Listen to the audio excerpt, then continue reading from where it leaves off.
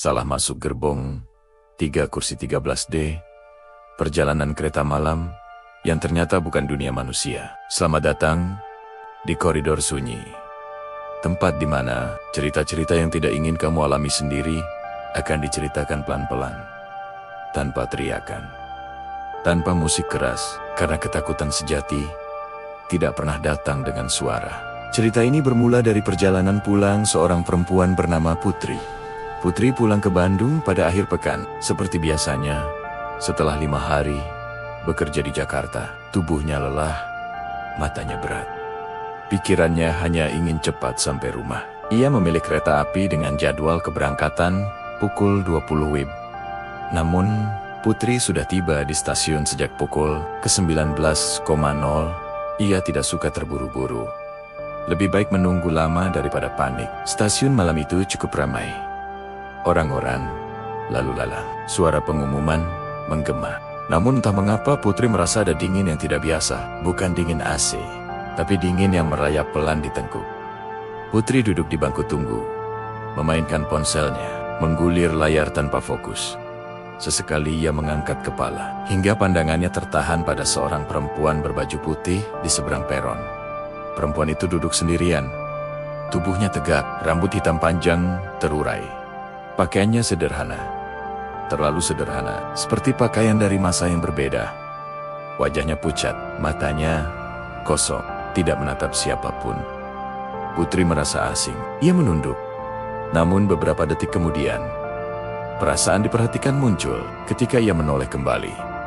Perempuan itu sedang menatapnya, lalu tersenyum. Senyum tipis, dingin, senyum yang membuat jantung Putri berdetak lebih cepat.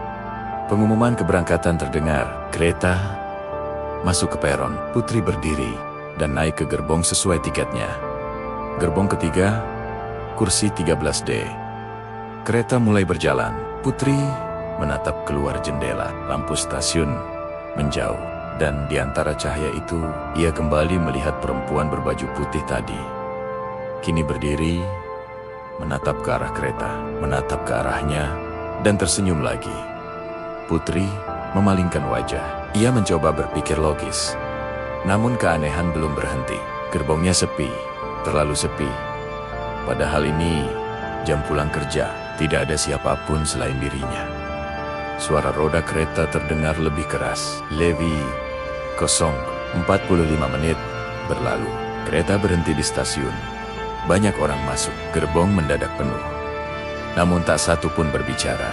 Semua diam, menunduk, wajah kosong, seperti patung hidup. Putri merasa tidak nyaman. 20 menit kemudian, ia ke toilet, masuk, mengunci pintu, dan tiba-tiba lampu mati. Gelap, sunyi. Putri panik dan keluar. Di depannya berdiri seorang kondektur, wajahnya pucat, matanya cekung. Putri mengeluh lampu mati. Namun, kondektur itu hanya diam, tidak menjawab, tidak menatap. Putri mundur. Ia kembali ke kursinya. Dan di sanalah ia melihatnya. Perempuan berbaju putih itu duduk di sampingnya. Sama persis, rambut panjang, wajah pucat, senyum tipis. Perempuan itu mengangkat telunjuk ke bibir.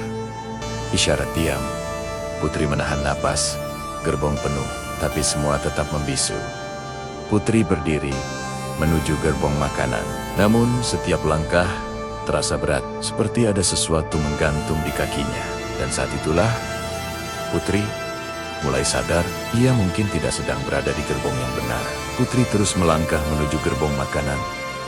Meski setiap langkah terasa berat, seperti ada tangan tak terlihat yang menahan pergelangan kakinya. Lorong antar gerbong terasa lebih panjang dari biasanya. Lampu terlihat redup. Wajah-wajah penumpang di kiri dan kanan tampak kabur, kosong, seperti tidak bernyawa. Putri menahan tangis, hingga akhirnya ia tiba di gerbong makanan.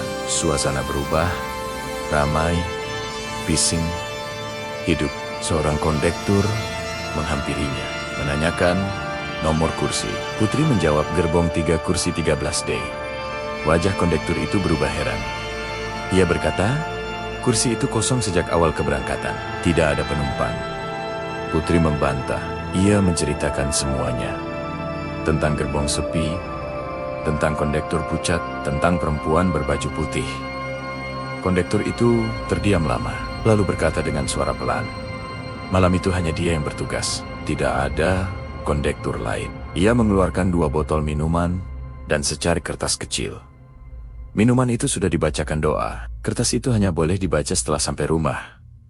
Kondektur mengantar Putri kembali. Saat pintu gerbong terbuka, Putri terpaku. Gerbong itu normal, ramai, penuh suara. Di kursi sebelahnya duduk seorang bapek-bopak tertidur. Tidak ada perempuan berbaju putih. Tidak ada keheningan aneh. Sesampainya di Bandung, Putri pulang dengan tubuh gemetar. Di rumah, ia membuka kertas itu dan membaca kebenaran yang membuatnya lemas. Bahwa ia sempat masuk ke gerbong khusus. Gerbong yang berjalan berdampingan dengan dunia nyata. Gerbong yang bukan untuk manusia. Bahwa perempuan berbaju putih itu bukan ingin mencelakainya, melainkan menolongnya agar tidak terjebak selamanya. Bahwa tadi ada sesuatu yang menggantung di kakinya. Itulah sebabnya langkahnya berat. Dan jika ia terlambat keluar, ia tidak akan pernah sampai rumah. Surat itu diminta untuk dibakar. Sejak malam itu, Putri tidak pernah lagi duduk di kursi 13D. Dan selalu percaya, tidak semua kereta membawa kita pulang ke dunia yang sama. Perjalanan Putri seharusnya berakhir di malam itu. Namun cerita ini tidak benar-benar selesai. Ketika ia sampai rumah, setelah membaca surat dari kondektur, Putri membakar kertas itu seperti yang diminta. Api kecil melahap tulisan pelan-pelan. Namun ada satu kalimat yang terus terngiang di kepalanya. Kalimat tentang gerbong yang berjalan berdampingan dengan dunia nyata. Sejak malam itu, Putri mulai mengalami hal-hal kecil yang ganjil. Setiap kali mendengar suara kereta dari kejauhan, dadanya terasa sesak. Setiap kali melihat angka 13, jantungnya berdebar lebih cepat. Beberapa malam setelah kejadian itu, Putri bermimpi berada di dalam kereta yang sama. Gerbong yang sunyi, lampu putih, kursi kosong. Dan di ujung gerbong, perempuan berbaju putih berdiri menatapnya. Tidak tersenyum, tidak berbicara. Hanya menatap seolah memastikan Putri masih berada di dunia yang benar. Putri terbangun dengan keringat dingin. Kakinya terasa berat, seperti ada sesuatu yang baru saja dilepaskan. Minggu-minggu berlalu, Putri kembali beraktivitas normal. Namun, ia kini selalu menghindari perjalanan malam. Jika terpaksa naik kereta, ia selalu memeriksa nomor gerbong, nomor kursi, dan tidak pernah duduk di kursi ke-13. Baik 13 bukan diafragma, 13 bit, apalagi 13D. Hingga suatu hari, beberapa bulan kemudian, Putri kembali berada di stasiun. Siang hari, ramai, terang, aman. Ia berdiri menunggu kereta dan tanpa sengaja mendengar percakapan 2 orang petugas kebersihan. Mereka membicarakan kejadian lama tentang seorang perempuan yang hilang bertahun-tahun lalu. Hilang di dalam kereta malam. Duduk di gerbong 3 kursi 13D. Tidak pernah ditemukan. Putri membeku, tenggorokannya kering. Ia tidak berani bertanya lebih jauh. Namun saat kereta datang dan pintu terbuka, Putri melihat ke dalam. Gerbong itu tampak normal, penuh penumpang, tidak ada yang aneh. Hingga matanya menangkap satu detail kecil. Di ujung gerbong, seorang perempuan berbaju putih duduk sendirian. Rambutnya panjang, wajahnya pucat.